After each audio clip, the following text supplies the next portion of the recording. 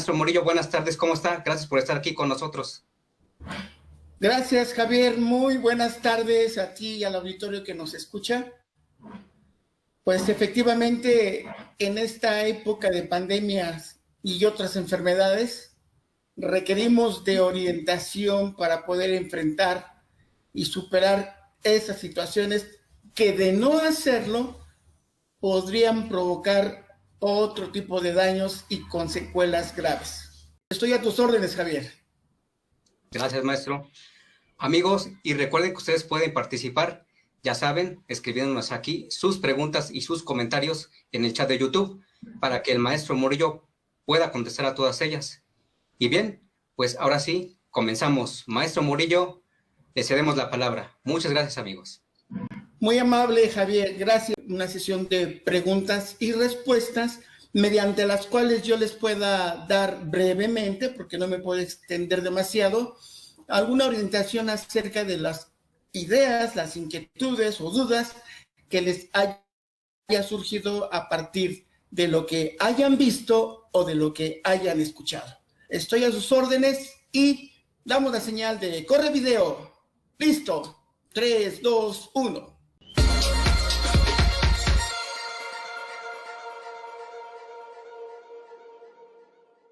A tus Maestro, órdenes. tenemos algunas preguntitas aquí en el chat de YouTube, ¿verdad? Por ejemplo, aquí está, tenemos una de ellas. La señora Lidia Georgina dice, buenas tardes. ¿Cómo podría detectar si mi hijo va rumbo al fracaso escolar? Sí. Gracias, Javier. A bote pronto necesitamos considerar otros factores que pudieran estar influyendo en ese posible fracaso escolar. Necesitaría que la mamá que nos plantea la pregunta nos hable o nos diga un poco más en relación al hijo. Por ejemplo, necesito saber la estructura familiar en la que interactúa el hijo, necesito saber en qué tipo de problemas de aprendizaje presenta, necesito conocer su nivel de aprendizaje en la escuela, bajo rendimiento, mediano rendimiento, qué materias se le dificultan, qué edad tiene el hijo, para no cometer el error de dar un diagnóstico equivocado. Es muy aventurado decir, pues es por esto y aquello. No, necesitamos revisar bien el contexto familiar y sobre todo conocer un poco más al hijo para saber qué otros factores pueden estar incidiendo. Adelante, Javier. Gracias, maestro. José Eduardo Hernández Cantú dice, hola, ¿cómo sé si mi nivel de ansiedad se debe a algún problema emocional del pasado? Con base a tu pregunta, puedo inferir dos cosas. Uno, tú traes algo del pasado que no has podido superar y te tiene, valga la expresión, sin que te espantes, traumado. Y cuando se presentan, eso es muy importante, porque es cuando nos condiciona el contexto o uno mismo termina condicionándose con las cosas que vivimos en el pasado y que cuando se presentan en el presente igual o parecidas, detonan nuestra ansiedad en niveles moderados o graves. Necesitamos revalorar un poco más y mejor lo que te pasó X tiempo que no has podido superar, amigo. ¿Algo más, estimado Javier?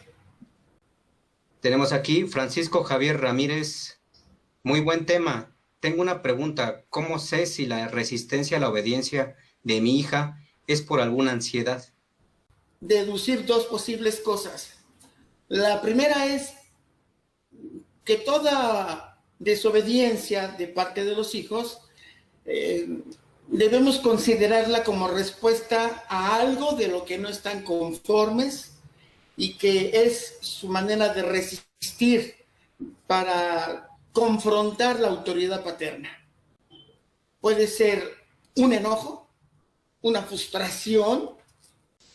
Invitaría al amigo para que haga una reflexión acerca de qué es lo que está pasando en su casa, desde cuándo manifiesta esta conducta la niña, su hija, y si es una desobediencia que pudiéramos considerar todavía manejable y corregible, podríamos sugerirle algunas ideas. Si no es así, es que la hija trae otro tipo de situaciones que hay que revisar. Muchas gracias, maestro. Sofía Tan Velasco, ¿cómo identificar o acudir con una persona que nos ayude a controlar los niveles de ansiedad? En principio es necesario hacer una revaloración más específica para que con base a sus respuestas podamos identificar cuáles son los factores psicosociales que usted tiene o que viene arrastrando desde atrás del tiempo. No sé, a lo mejor su problema viene desde la adolescencia y se agudizó en su etapa de juventud. No sé qué edad tenga, pero nada más por dar una referencia, ¿no?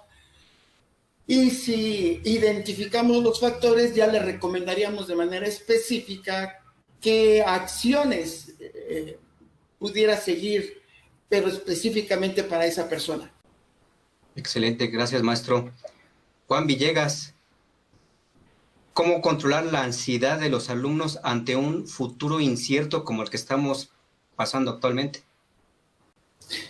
Esa es una buena pregunta y se antoja como para una hipótesis de tesis, ya que las condiciones psicosociales de riesgo que estamos enfrentando hoy no es para más, no es para menos, es muy preocupante. No tengo una respuesta contundente porque hay que hacer investigación. Partiendo de en qué contexto. Hacer una respuesta o dar una respuesta general es muy aventurado. Sin embargo, déjame considerar el concepto de investigación en un contexto determinado. Si es en una escuela, en una institución educativa, tendríamos que revalorar tres factores: el factor humano, el factor material y el factor tecnológico. En cuanto al factor humano, hay que revisar desde la autoridad, su estilo de liderazgo, el estilo de liderazgo del docente, para que se pueda adecuar a las características específicas del grupo. Y un elemento muy importante es que el docente sepa manejar los recursos materiales que se le asignan para su desempeño en el proceso de la enseñanza-aprendizaje. Si no sabe manejar con precisión los recursos tecnológicos para su proceso de enseñanza, ya tenemos un problema. Y si tenemos un niño guerroso, latoso, mocoso, travieso, pegalón, pues aunque tú tengas un plan de trabajo extraordinario, ese niño te va a echar a perder tu proceso de enseñanza-aprendizaje.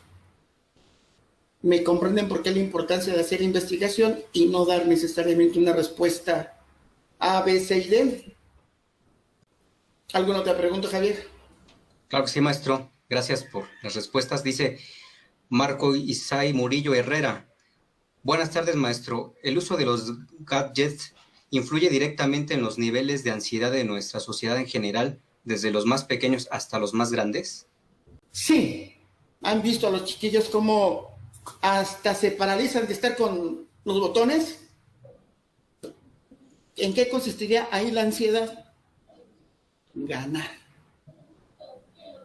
Poder ganarle a la máquina implicaría satisfacción. Pero cuando no lo logra, el nivel de frustración puede generar ansiedad. Y entonces el chico se pone de mal humor y empieza a tener explosiones conductuales o emocionales, como cuando grita demasiado o hace un berrinche, o como cuando empieza a aventar todo lo que tiene a su alcance. ¿Cómo moderar eso? ¿Cómo evitar que el chico se vuelva, atención padres de familia, adicto a la adrenalina, porque genera esa situación de codependencia? Se ha demostrado de muchos niños que se vuelven adictos a los juegos virtuales. ¿Hay alguna otra pregunta, Javier, profesor Javier? Maestro, no, tenemos nada más comentarios.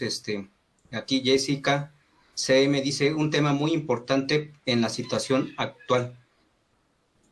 Salas Sancia, Un abrazo, querido maestro. Gracias por la luz que vierte.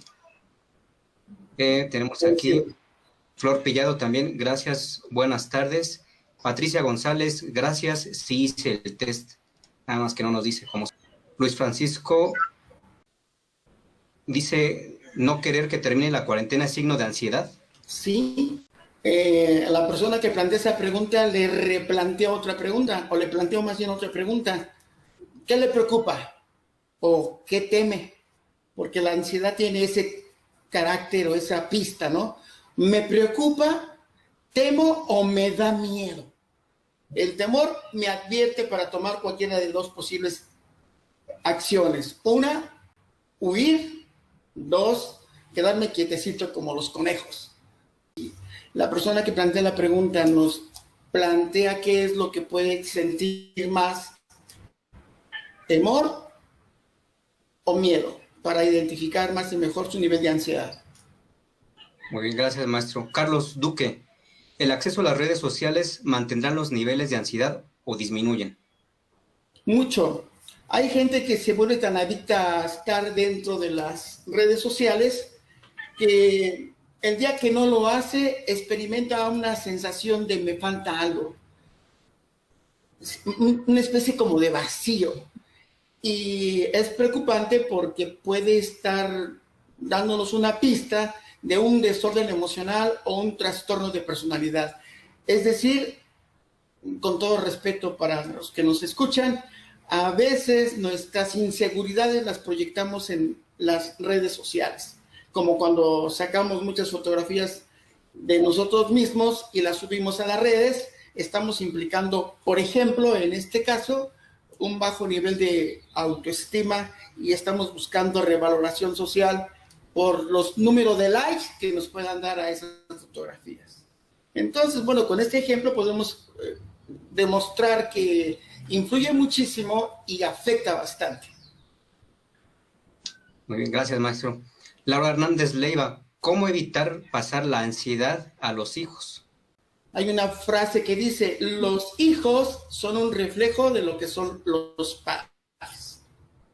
Si el padre se está constantemente metiendo el dedo a la oreja o a la nariz, y el pequeño que apenas tiene 2 años o 3 observa esa conducta cotidiana del padre, es lo más seguro que el hijo lo repita.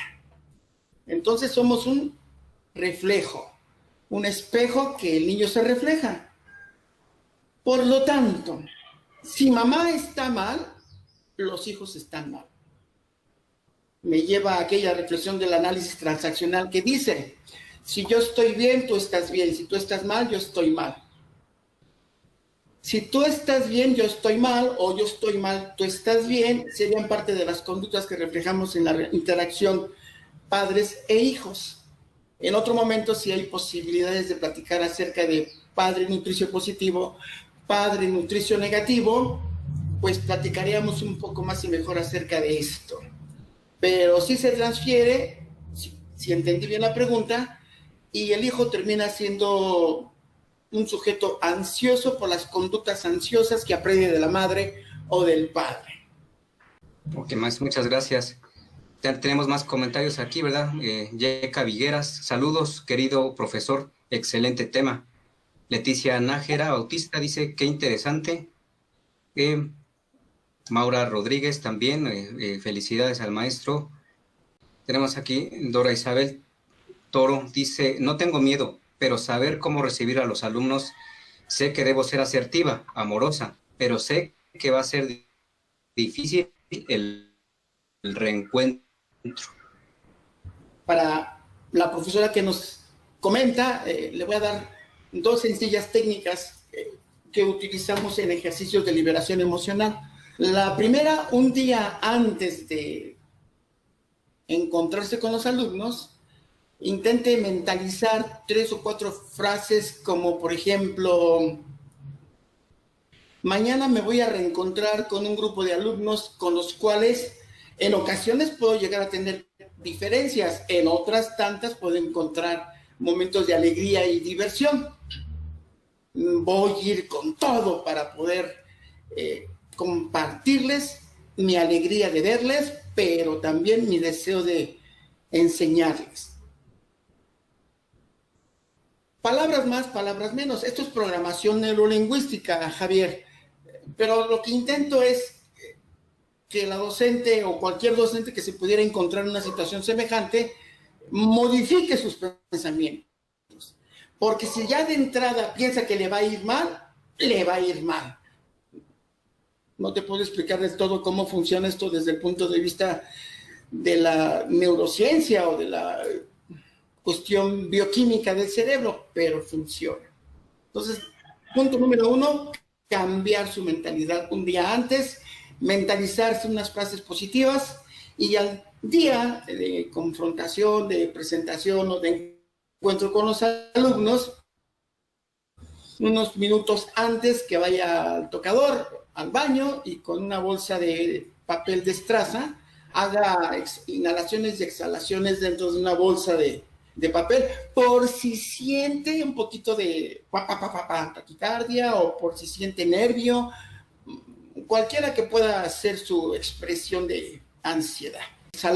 Inhalar y exhalar dentro de una bolsa de papel tantas veces como sea necesario.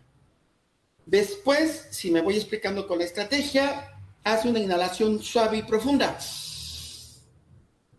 Detiene el aire 4 o 5 segundos y exhala. Estoy bien, me siento bien, adelante. Espero que le funcione. ¿Algo más, Javier? Dolores León nos hace una preguntita. ¿Consideraría fundamental llevar sesiones de mindfulness dentro de las clases, ya sea presenciales o a distancia? Sí. Como un ejercicio de respiración, como un ejercicio de relajamiento dentro del aula. Sí, me gustaría conocer qué serían exactamente las propuestas que nos plantea la persona que nos comenta esto. Pero sí, adelante. Una última preguntita, maestro, ya para concluir. ¿Cómo reaccionar ante ataques de ansiedad? Esa es una pregunta general que requiere una pregunta específica de mi parte para saber qué le está pasando, ¿no? Recuerde que tenemos 3 niveles, o por lo menos para su servidor, y compartirlo a los padres de familia, es que identifiquen leve, moderado o grave. Si es grave, tenemos que asumir o tratar de comprender que hay algo más de fondo que no ha podido superar y que le está afectando en su presente, y si no se atiende puede marcar terriblemente su futuro. Invitaría a la persona que plantea su pregunta, con mucho gusto le atiendo, una breve consulta para saber si podemos ayudarle o no, porque a lo mejor tiene ligado otro tipo de problemas: estrés postraumático, depresión moderada o grave. ¿De acuerdo, Javier? Ok, maestro, pues muchas gracias. Ya nada más tenemos aquí algunos comentarios de Carlos Duque. Muchísimas gracias por su respuesta, maestro. Estoy muy agradecido por su comentario. Teresa Ceballos, felicidades por tan interesante tema. Felicidades, profesor Murillo. Joana Figueroa, qué buena información. Estoy agradecida. Inosca Pérez, gracias por la información. Pues maestro, creo que serían todas estas preguntas y comentarios. Pues muchas gracias, maestro Murillo, por esta excelente conferencia, información, por este test de valoración que seguramente nos va a ayudar a todos nosotros en esto.